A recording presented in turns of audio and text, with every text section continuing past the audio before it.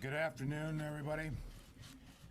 As the U.S. Central Command continues to provide regular updates about our military support to Iraq and Kurdish forces, this afternoon I want to say a few words about what this assistance has accomplished over the last 2 weeks and what, based on the President's guidance, we can expect going forward. Chairman Dempsey will give you a brief summary, including some numbers on the U.S. military actions to date. But first, let me offer my deepest condolences and sympathy to the family of Jim Foley, the American journalist who, as you all know, was savagely murdered by the ISIL. As the Department of Defense confirmed yesterday, earlier this summer, the United States attempted a rescue of a number of American hostages held in Syria, including Jim Foley. We all regret that mission did not succeed, but I'm very proud of the U.S. forces that participated in it. And the United States will not relent our efforts to bring our citizens home and their captors to justice. Jim Foley's murder was another tragic demonstration of the ruthless, barbaric ideology of ISIL. ISIL militants continue to massacre and enslave innocent people and persecute Iraq's Sunni, Shia, and Kurdish and minority populations. Given the nature of this threat, at President Obama's direction and the request of the Iraqi government, the U.S. military has provided assistance to Iraqi security forces in order to protect U.S. personnel and facilities and support Iraq's efforts to counter ISIL, in addition to providing humanitarian assistance. American airstrikes and American arms and assistance helped Iraqi and Kurdish forces blunt ISIL's advance around Erbil, where American diplomats and troops are working, and help the Iraqis retake and hold Mosul Dam. A breach of the dam would have threatened the lives of thousands of Iraqis as well as Americans in our facilities in Baghdad, and prevented the Iraqi government from providing critical services to its citizens. The United States led an international effort to address the humanitarian crisis that unfolded at Mount Sinjar, as there continues to be an acute humanitarian need elsewhere in Iraq. The U.S. appreciates the partnership of the United Kingdom, Canada, France, Italy, and Australia, and the United Nations in helping provide relief. I expect more nations to step forward with more assistance in the weeks ahead. Overall, these operations have stalled ISIL's momentum and enabled Iraqi and Kurdish forces to regain their footing and take the initiative. As Iraqi and Kurdish forces continue to take the initiative, the United States will continue to support them. But addressing the threat posed by ISIL to the future of Iraq requires political reform in Iraq. The country's peaceful transition of power last week was important, and the United States will continue urging Iraq's new prime minister to establish an inclusive government that is responsive to the needs of all Iraq's citizens. A united Iraq will be a more secure and prosperous Iraq. Political reform will make it harder for ISIL to exploit sectarian divisions. The United States and the international community will increase support for Iraq in tandem with political progress.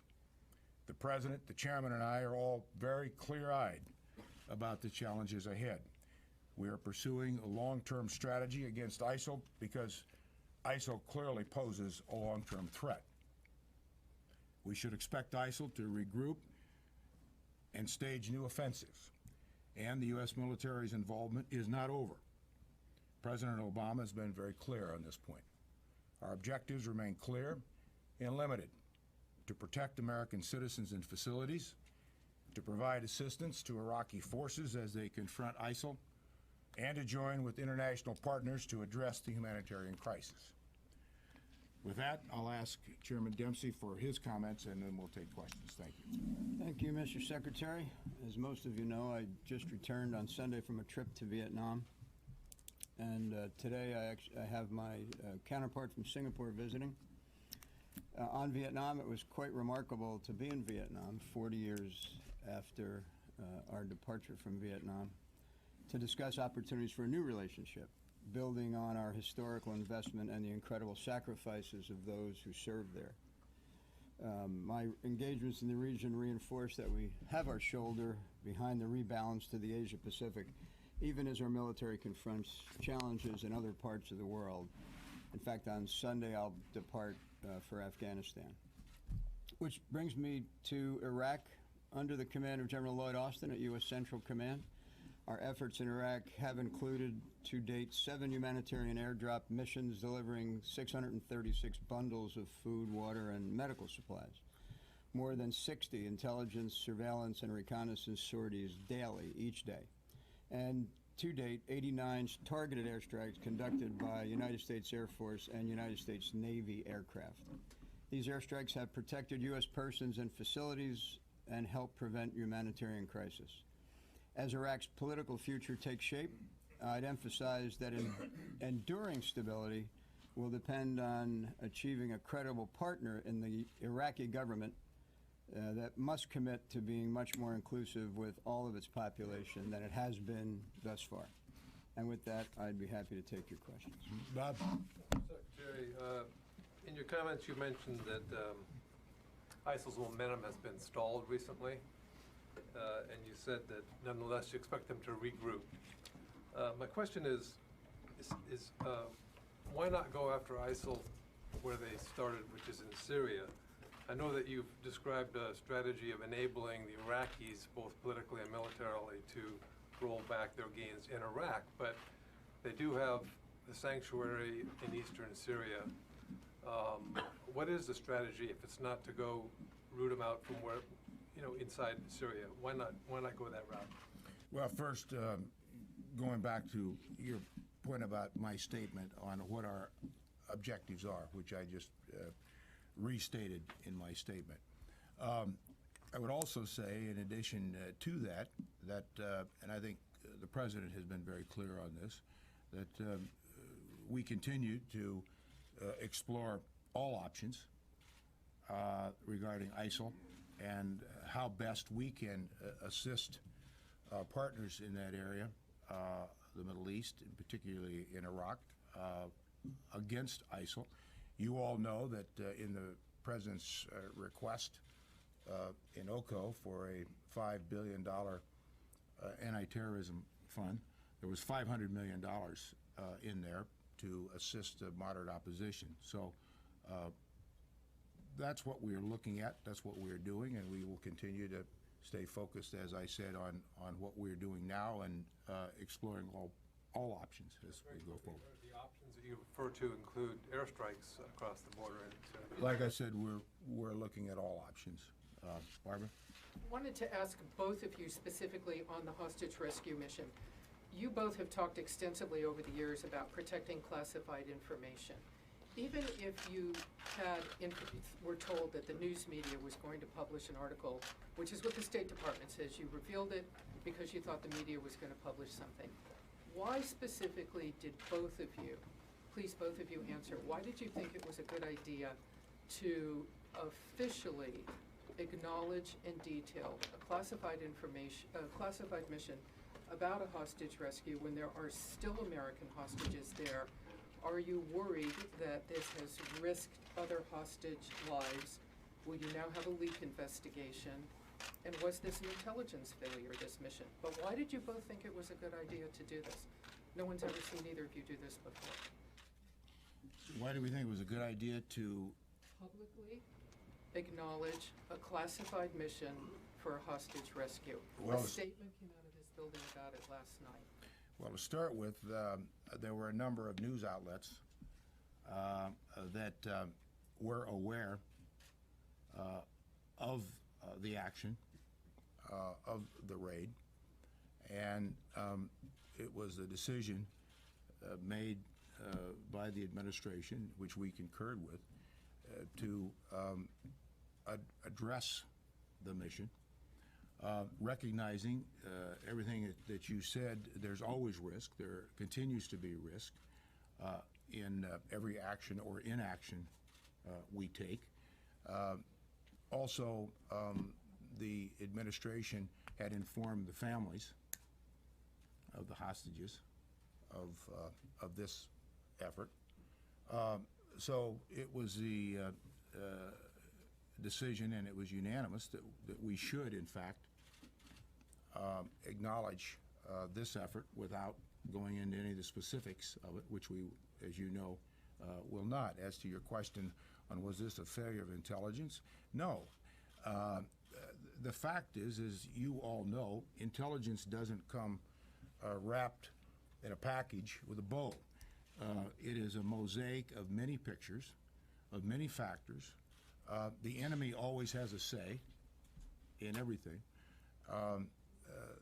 The fact is that you have to always work that reality in to any decision you make, but the underlining objective was to do everything we could, as the President has said, to rescue these hostages, knowing that their lives were in danger, clearly in danger. It's the responsibility of our government and our leaders to do all we can to take action when we believe there might be a good possibility, a good chance to make a rescue effort successful. This operation, by the way, was a flawless operation, but the hostages were not there. So we'll do everything that we need to do, that the American people would expect from their leaders, to continue to do everything we can to get our hostages back. General Dempsey, can I get your views? Do you think that, do you have concerns that hostage lives are at risk? Was it a good enough reason that the news media was going to write an article about this, and do you believe this was an intelligence failure? I provide military advice. The military advice that was rendered in response to your question was, as long as sources and methods are not revealed, that it would be a policy decision on whether to release the information of the raid. As to whether it was an intelligence failure, I agree completely with the Secretary of Defense. The mission was executed flawlessly after a significant period of preparation and planning and rehearsal. And it turned out that the hostages were no longer at that location. You believe they were there at one point? I do. I wonder if you could both address this. Talk a little bit more about the long-term strategy against ISIS. Secretary of State John Kerry said they will be crushed. The President calls them a cancer. If that's the case, why are U.S. airstrikes so narrowly focused and so limited? And why have you delayed providing heavy weapons to the Kurds? It seems the rhetoric doesn't match U.S. efforts today. Well, first of all, we are providing a tremendous amount of military assistance to the Peshmerga through the Iraqi security forces. It is one country, and there's no question that we have accelerated. Matter of fact, all year long we have been accelerated all the requests made by the Iraqi government for lethal assistance and equipment, and we continue to do that. As to the comments made by Secretary Kerry and the President, and we all share the same evaluation of ISIL. As the President has said, I've said, the Chairman said, Secretary Kerry has said, the defeat of ISIL is not only going to come at the hands of airstrikes. One of the things that I noted in my comments here at the beginning of this press conference was an inclusive government in Iraq is essential as to how Iraq and the United States and all our international partners are going to also have to deal with ISIL. Military kinetic actions, airstrikes, are part of that, but it's bigger than just a military operation. And our efforts, as we have executed the President's strategy on this, are specifically targeted, just as the President has said, for the reasons he said. But we are working with international partners. We're working closely with Peshmerga and the ISF. We are doing everything we can within the confines of our influence to assist and recognize, as we said, to deal with ISIL there in the Middle East, and also recognizing that it is a threat, just as we've all said. But it isn't going to just come as a result of airstrikes. Strategically, there are limits to how much you can accomplish with airstrikes. Tactically, you can accomplish a significant amount. I think we've seen that. I mentioned in my comments here. So it's the broad scope of activity and actions that we are General, taking. can you address that too? I mean, the Peshmerga still say they haven't received the heavy weapons that they requested. And you're creating a task force, I understand, on that? A task force for the equipping effort with the Kurds, yes, the Secretary has a task force that oversees that. And they have begun to receive supplies, not just, by the way, from us or regional partners, but also from the government of Iraq, which incidentally is not to be discounted as a significant moment with the possibility that there will be a single state of Iraq in the future. And we are providing, you know, those that were conducting assessments and those joint operations centers have continued to evolve. So this isn't just about airstrikes. Margaret? General, do you believe that ISIS can be defeated or destroyed without addressing the cross-border threat from Syria? And is it possible to contain them? Let me start from where you ended and end up where you started. It is possible to contain them, and I think we've seen that their momentum was disrupted, and that's not to be discounted, by the way, because it was the momentum itself that had allowed them to find a way to encourage the Sunni population of western Iraq and Nineveh province to accept their brutal tactics and their presence among them. So you ask, yes, the answer is they can be contained, not in perpetuity. This is an organization that has an apocalyptic end-of-days strategic vision, and which will eventually have to be defeated. To your question, can they be defeated without addressing that part of their organization which resides in Syria? The answer is no. That will have to be addressed on both sides of what is essentially at this point a non-existent border. And that will come when we have a coalition in the region that takes on the task of defeating ISIS over time. ISIS will only truly be defeated when it's rejected by the 20 million disenfranchised Sunni that happen to reside between Damascus and Baghdad. And that requires airstrikes from that coalition? It requires a variety of instruments, only one small part of which is airstrikes. I'm not predicting those will occur in Syria, at least not by the United States of America. But it requires the application of all of the tools of national power, diplomatic, economic, information, military. Kevin? Talking about ISIL in Syria, my question is to both of you, Mr. Chairman and Mr. Secretary. Do you have any information that there is a link, a relation between the Assad regime and ISIL? As you may know, the Assad regime has been striking ISIL for the last few months. Do you see yourself on the same page with the Assad regime, and do you still believe that Assad is part of the problem, or he might become part of a broader solution in the region? Well, Assad is very much a central part of the problem. And I think it's well documented as to why. When you have the brutal dictatorship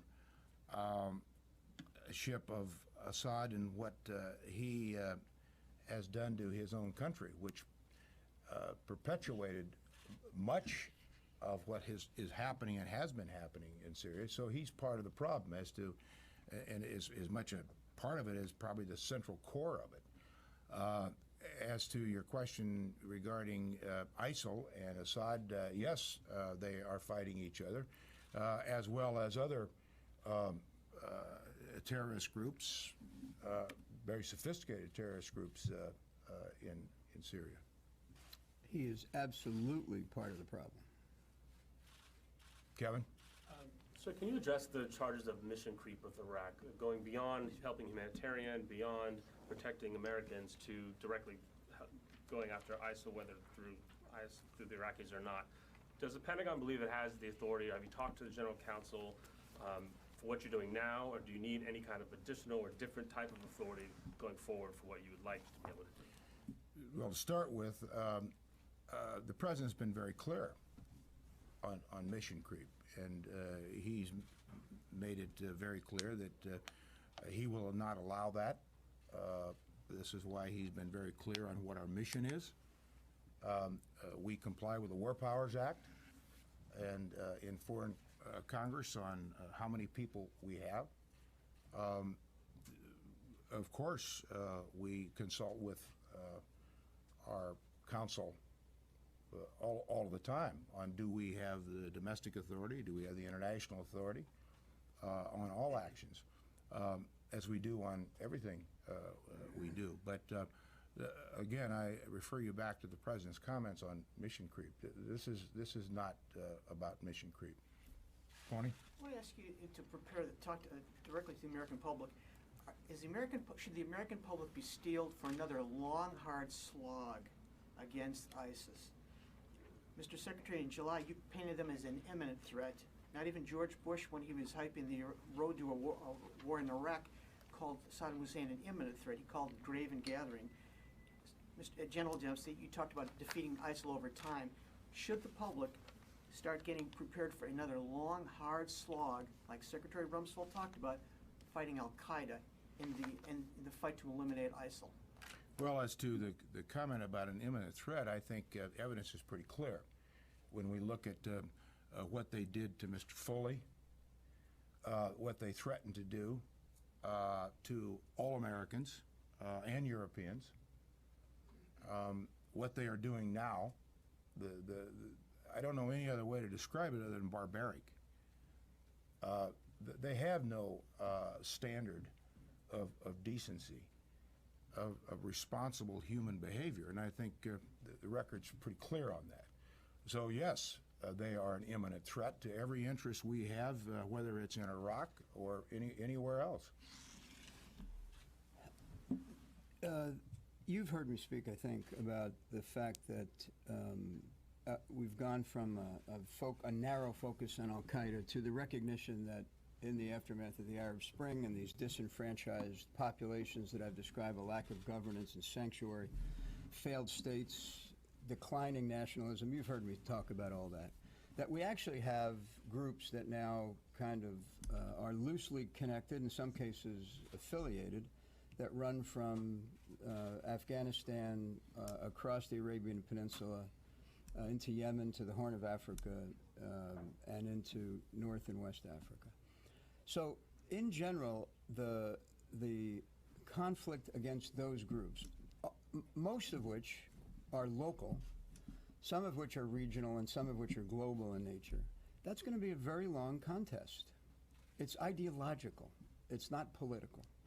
It's religious in many cases. So yes, it's going to be a very long contest. But when you ask me if the American people should steel themselves for this long conflict, there will be required participation of the United States of America, in particular in a leadership role, to build coalitions, to provide the unique capabilities that we provide, but not necessarily all the capabilities, to work through this thing using three different military tools. One is direct action. There will be cases where we are personally threatened, U.S. persons and facility are threatened, that we will use direct action. If told to use direct action for other purposes, we'll be prepared to do so. Haven't been asked.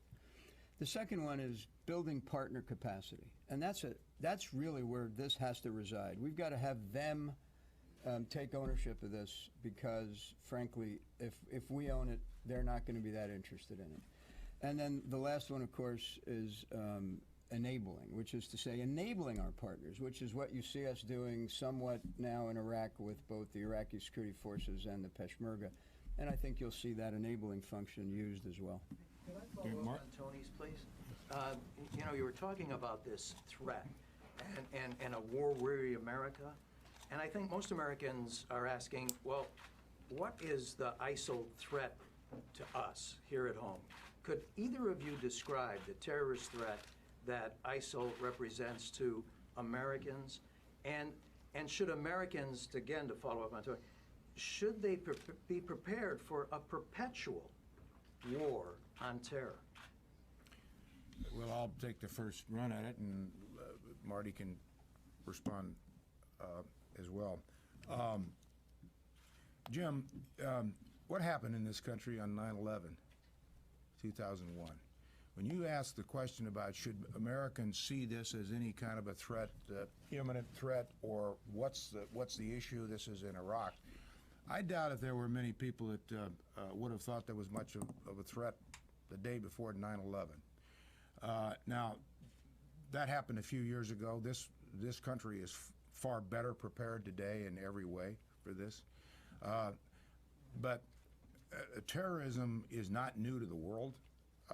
The sophistication of terrorism and ideology that the general was talking about, married now with resources now, presents a whole new dynamic and a new paradigm of threats to this country. The sophistication, technology, money, resources, all of that is different. And we can't ask the question of ourselves as leaders who have responsibility for the security of this country, saying, well, is it that big a deal? I mean, they're far away. We don't have that luxury. Every day, the intelligence community of this country and the leaders, regardless of who the administration is, or who the Secretary of Defense is, or who the chairman is, deals with this every day, that we don't want to face that again, ever, 9/11 or any part of it. So we have to look at this, Jim, from the reality of what's out there, but also what could be out there and what could be coming. And is this a long-term sure, it's a long-term threat. Isn't the calculation, though, that ISIL presents a 9/11 level threat to the United States? Jim, ISIL is as sophisticated and well-funded as any group that we have seen. They're beyond just a terrorist group. They marry ideology, a sophistication of strategic and tactical military prowess. They are tremendously well-funded. Oh, this is beyond anything that we've seen. So we must prepare for everything. And the only way you do that is you take a cold, steely, hard look at it and get ready. Well, the immediacy is in the number of Europeans and other nationalities who have come to the region to become part of that ideology, and those folks can go home at some point. It's why I have conversations with my European colleagues about their southern flank of NATO, which I think is actually more threatened in the near term than we are. Nevertheless, because of open borders and immigration issues, it's an immediate threat. That is to say, the fighters who may leave the current fight and migrate home. Longer term, it's about ISIL's vision, which includes, I actually call ISIL, here we go, right, ISIS, ISIS, because it's easier for me to remember that their long-term vision is the Islamic State of Iraq and al-Sham. And al-Sham includes Lebanon, the current state of Israel, Jordan, Iraq, Syria, and Kuwait. If they were to achieve that vision, it would fundamentally alter the face of the Middle East and create a security environment that would certainly threaten us in many ways. Kevin? I know the president and you all talk about right now it's Iraq's responsibility to take control of their own country. Right. But isn't the U.S. already at war with ISIS? Are you looking at me? Do I You're the general. Do I look like a guy that would answer that question in front of the declaration of war is a policy decision, not a military decision. Is there any estimate on how much these operations in Iraq have cost so far? And considering you said ISIS poses a long-term threat and you're organizing a long-term strategy, might you need to reshape your 2015 budget to accommodate for that? Maybe. Well, depending, first of all, go back to the OCO reference that I mentioned, that we've already asked the Congress in a separate fund, a counterterrorism fund for $5 billion, $500 million of that specifically for the moderate Syrian opposition. So yes, you're constantly shaping a budget to assure that resources match the mission, and the mission and the resources match the threat. And it isn't a process that is void of the dynamics of a changing, shifting world, and requiring resources as you plug those resources in to your strategy to assure that you can carry out that strategy. So yes, you're shifting all the time on what you think is going to be required. I mean, we've had to move assets over the last couple of months, obviously, to accomplish what we've accomplished in Iraq. That costs money. That takes certain monies out of certain funds. So it's a constant fluid process as you plan for these. General, you want to say anything? Yeah, I mean, the adaptations we've made to our global posture, and in particular our regional posture, in response to the tasks we've been given, has been really remarkable. It reminds me that never to miss the opportunity to thank those who serve in uniform for their incredible agility and courage in dealing with whatever issues confront them. And as you know, there's a lot of issues confronting us globally right now, and we're answering the call, and we'll continue to do so. But there may be a point where I think we're fine for fiscal year 14, and we'll have to continue to gather the data and see what it does to us in 15. Okay, thanks, everybody. Thank you. Thank you very much. Thanks very much. Thanks very much.